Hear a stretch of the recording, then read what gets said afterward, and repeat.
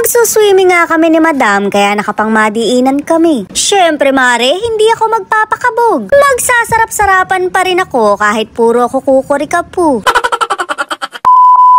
Ito nga yung OOTD ko kahit wala namang nagtatanong. May kulambu pa ako mare para hindi ako lamukin. O diba, napakadamot. Lamok na nga lang ang nagtsatsagang dumapo. Ayoko kasi nung tusok nila, gusto ko yung sa iba. Huy, yung pambakuna. Hindi nga uso ang bilog dito sa Bolinao kaya kwadrado to. Okay na to mare, pare-parehas lang namang nakakalasing. Magbabaon ako ng inumin para hindi kami uhawin. Masarap lumungoy-lungoy mare habang umiikot ang paningin. Basta't wag niyong isasagad kung hindi niyo naman kayang mahalin. Teka nga lang mare, nandito pa ba tayo sa inumin?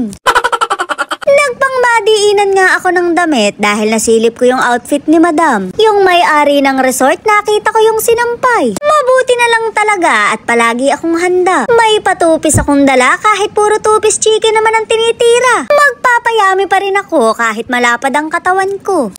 Bakit nga? Dati kasi akong cobra. Tinawag na nga ako ni Madam para makapag-swimming na. Medyo makalat pa rito dahil nililinis pa yung mga tinangay na seaweeds. Hindi naman ako magtatampisaw dito dahil kawawa naman yung kifi ko. Mare, hindi seaweeds ang paborito nito. Magpapaanod pa nga kami sa gawiron para makapaglangoy. Eri na yung Madam ko kaya tumatag kayo. Napakapasabog pa rin nga niya kahit may mga anak na. Ganon yata talaga kapag nasa tamang tao ka. Nasa maling tao lang siguro ko kaya mukhang maasim ako.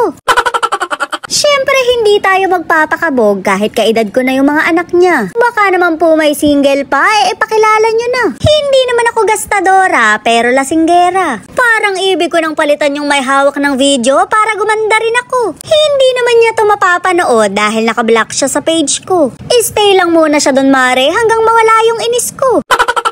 Sa mga gusto nga lumibot dito sa Bolinao, hanapin nyo lang yung Liberty Beach Resort. Huwag kayong magpapakabog mare, magbaon din kayo ng outfit. Syempre magbaon din kayo ng inumin dahil dyan naman kayo magaling. Sorry mare, ako lang pala, dinamay pa kita. Napaka-presko nga ng hangin kaya aayain kong uminom si Madam. Huwag na kayong mag-expect ng dosing bewang dahil katawan ng manginginom to. Mabilis lang naman akong magpasarap pero kailangan ko ring lumabay sa pag-inom. Tsaka na yun mare, mawawalan ako ng content.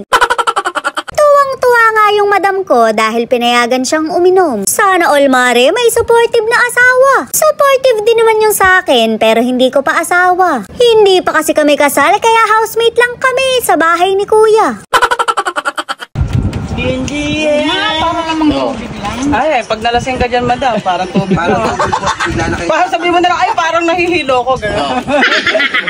Ewan ko ba mare, tuwing magsuswimming na lang kami, hindi ready yung katawan ko. Hindi kasi kami natutuloy kapag pinagpaplanuhan. Nakukulayan lang ang drawing pagkabiglaan. Mukha rin tuloy akong busog na busog kaya walang hingahan. Okay lang yan mare, pinaghirapan ko naman yan. Marami kong tinagay na alak bago ma-achieve yan.